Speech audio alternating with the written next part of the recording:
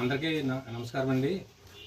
ఈరోజు మర్లావ గ్రామంలో పెద్దాపురం మండలం కాకినాడ జిల్లా వీళ్ళు కోన చచ్చికాంతం గారు పాపం వాళ్ళు ఒక పాకలో నివసిస్తున్నారు.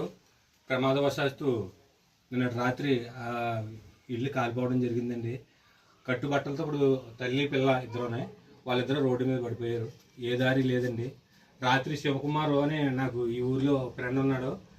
ఆ అబ్బాయి కాల్ చేసి ఇలా ఉందా అన్నయ్య, మరి ఏదన్నా మీ దాని నుంచి చేస్తారా అనేటప్పటికి మా టీంతో మేడం గారు అందరికీ నేను చెప్పడం జరిగిందండి. రాత్రి చెప్పిన వెంటనే టీం అందరూ రెస్పాండ్ అయ్యి చేద్దామంటే చేద్దామన్నారు. వాళ్ళకి ఒక నెలకు సరిపడా గ్రోసరీస్ ఇద్దామని చెప్పడం జరిగిందండి.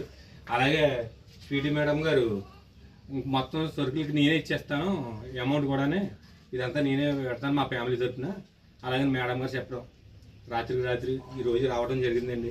కానీ ఈ సంఘటన చూస్తే మాకే చాలా బాధగా ఉందండి.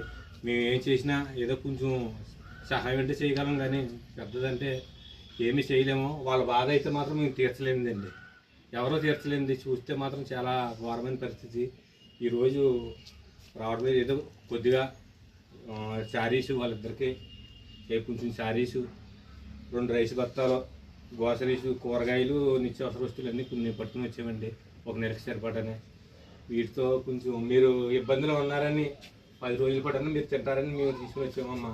మీ బాధ అయితే మేము తీర్చలేదు, ఎవరో తీర్చలేము, కానీ ఉన్నంతలో అవి తీసుకుని మీరు కొంచెం ధైర్యంగా ఉండండి.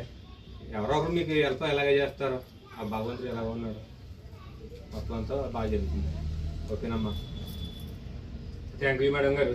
ఈ కార్యక్రమానికి కూడా మీరు పని బిజీ ఉన్నా సరే కానీ వచ్చారు. అలాగే లాయర్ గారు కూడా కోర్టు నుంచి అక్కడ పని ఆఫ్ చేసుకుని మేడం గారు కూడా వచ్చారు.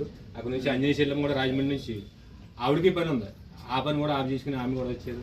మీ అందరికీ మన టీం నుంచి ప్రత్యేకంగా ధన్యవాదాలండి. ఓకే, థ్యాంక్ యూ అండి.